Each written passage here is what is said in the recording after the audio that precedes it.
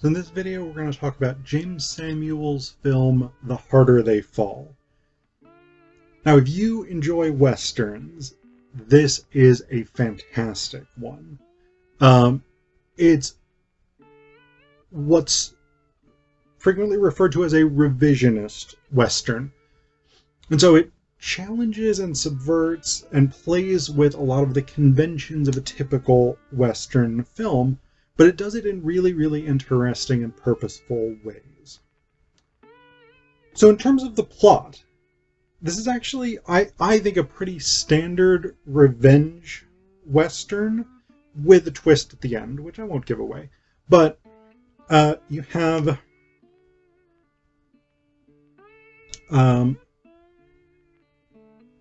excuse me, I'm forgetting the character's name for just a second here. Rufus Buck. Sorry. For some reason I was thinking Rufus Owen, but I knew that wasn't right. So you have Rufus Buck, who is an outlaw, an extremely powerful, influential outlaw, who murders the mother and father of Nat Love, who's a child at the time, and then carves with a razor a cross into Love's forehead. We move forward. Love has grown up. He's become an extremely proficient outlaw himself with the Nat Love gang, which consists of a number of different people, including Jim Beckworth and Bill Pickett, as well. Stagecoach Mary had been in the Nat Love gang, and she's now gone legit.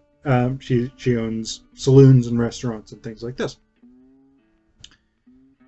Nat Love has basically spent a portion of his career at least hunting down the people involved in his parents' murder. And Rufus Buck is the last one. But he's in prison. So Nat Love thinks that Buck is essentially outside his grasp. He attempts to convince Mary to let him sort of rekindle their romantic relationship and get back together. Then he finds out that Buck is going to be sprung from jail. And he is sprung from jail by his associates Cherokee Bill, who I actually think is maybe the best character in the movie, and Trudy Smith. Trudy Smith is basically Bill's sort of administrative right-hand person. Cherokee Bill is the sort of, he's the quick draw. I mean, he's the lead gunman in Buck's organization. They spring Buck with a full pardon for him. And then they return to the town that Buck had built and left in charge of one of his lieutenants, who's essentially sort of betrayed him to take over the town himself. Buck recaptures the town. Love and his associates find out that Buck is there, and so they decide that they are going to go have the final confrontation. Mary, incidentally, they've been joined by Cuffy, the bouncer / door guard of Mary's saloon, who's extremely fast, both with brass knuckles and with a gun. So Mary decides that she's going to go down into Buck's town and figure out what all's going on, get the lay of the land, etc., by offering to buy the saloon in the town in exchange for a large amount of money, which Buck wants. Mary is captured, and so now it becomes not only a revenge Western, but also a rescue the damsel Western. Love and associates, who are also joined by Bass Reeves. Sorry. I know all these names, but for some reason I'm like getting them mixed up with other names that are not correct. So they're joined by Bass Reeves, who's a marshal who is interested in taking out Rufus Buck. And basically they go down into the town. Buck is like, if you go rob $10,000 out of this bank, I will trade Mary for that $10,000. The Nat Love gang do this, but they do not trust Buck, rightly so.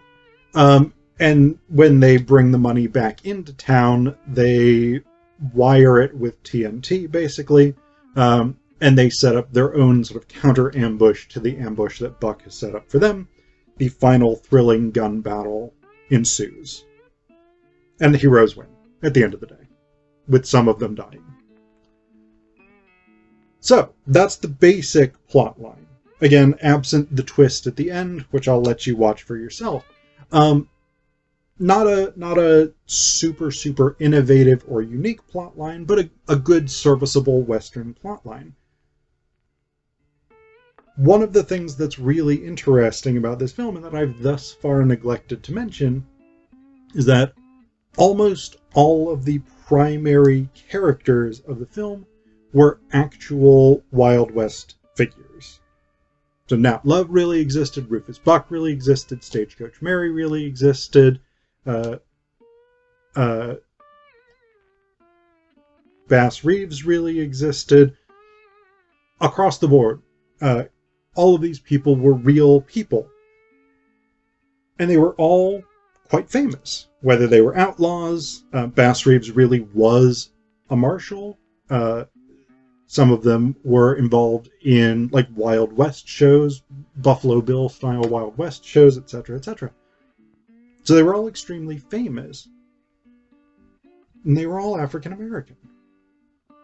This is a movie in which the vast majority of the cast, with the exception of the characters in the bank that gets robbed, which is in a white town, and on the train that's transporting Rufus Buck when he's freed from prison, almost all of the characters are African American. Now, that's important and interesting for a couple of reasons. One is simply that these were historical people. And indeed, at the beginning of the movie, there's a title screen that the first bit says that the story itself is fictional, which is true. But then we get a title screen that says, these people existed. And it's the these period, people period, existed period to create emphasis. So that's really, really important. Because if you think about the vast majority of Westerns that have been made in the US, or spaghetti Westerns made in Italy, or things like this, is white people. Just white people as far as the eye can see. John Wayne, Clint Eastwood, Lee Van Cleef, all of these sort of, Jimmy Stewart, all of these sort of great Western actors that we associate with the Wild West tend to be white. You sometimes get Mexicans, you sometimes get American Indians, who are typically played, who traditionally, back in the 60s and 70s, were typically played by Italians. But by and large, you get very few African Americans who are really central to Western movies. As a genre, it really downplays the existence of African Americans on the American Western frontier, which is historically inaccurate. The West in the late 1800s was much more diverse than movies would often have us understand. I believe something like, and if we look at just people who were employed as cowboys, for instance, I think something like 10 to 15% of them were African American, something like 40% of them were Mexican, were vaqueros. So you've got that ethnic diversity. There's also large Chinese populations in the American West, particularly in California, but really anywhere throughout the West where there were boom towns, there were large Chinese populations. There would be large populations of non-English speakers or non-native English speakers, people speaking German, people speaking Swedish, people speaking Italian, people speaking Yiddish, Russian, Polish. The American frontier was an extremely diverse place, and we often don't see that depicted in Westerns. So there's that element of it. That it's historically accurate to have large numbers of African Americans in Western films in ways that we typically have not gotten in Hollywood depictions of the American frontier. The other element of it is because we tend not to get African American characters and stories depicted in Westerns up until very, very recently. People like Nat Love, Rufus Buck,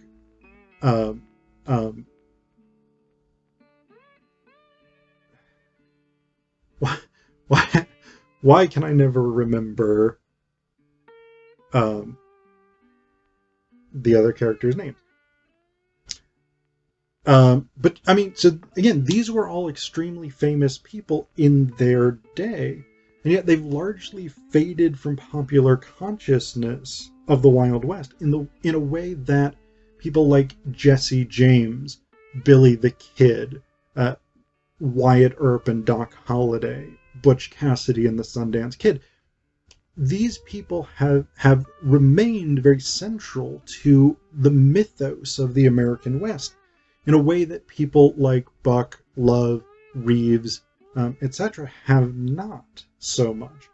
So it's a great thing to sort of have these stories resuscitated, even though this is not, in fact, any of these people's actual story.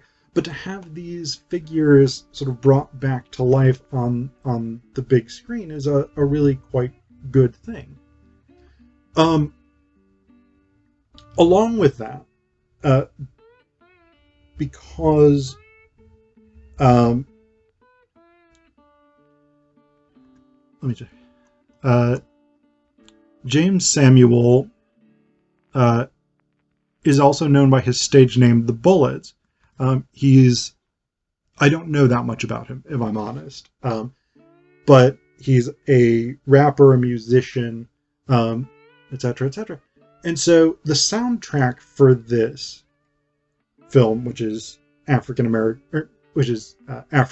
directed, cast with primarily African Americans, etc., etc. The soundtrack actually utilizes a lot of black music, particularly reggae, which works really, really well. Like, the closest directorial style that I would compare Samuel's to is Quentin Tarantino. The Tarantino also uses idiosyncratic music choices that are not traditionally necessarily associated with a particular genre. In this case, it works really, really well to have these reggae songs, rap songs, etc., etc., used as the soundtrack here, because the film doesn't shy away from its politics of representation, and so it works really, really well. Plus, they're just great songs. But the other thing the other reason I would compare this to Tarantino is because of the style of character development in the film, which seems to me very much influenced by Tarantino, with this sort of like, my characters are philosophers and they're going to raise these interesting points. They're gonna think about things in unique ways. Tarantino does this all the time. But with some of Tarantino's films, the sort of here's a weird random thought can feel very arbitrary. Like, it doesn't necessarily always connect with the plot or with what's going on in the film. In this movie, The Harder They Fall, all of these sort of philosophical thoughts, and again, I think Cherokee Bill is really the sort of standout here for me. Cherokee Bill is my favorite character, played by Lakeith Stanfield. He just has this very, very effective way of presenting himself as a kind of philosopher gunman, and I think is very, very cool. It's a great performance. He's a great actor. It's a very, very cool way of building characters. And actually, all of the performances are good. Like, there's the white people in the bank are a bit wooden, but they're really supposed to be because that's sort of their role. But I mean, all of the performances here are really, really good. It's an excellent Western, and it's an excellent film on its own merits.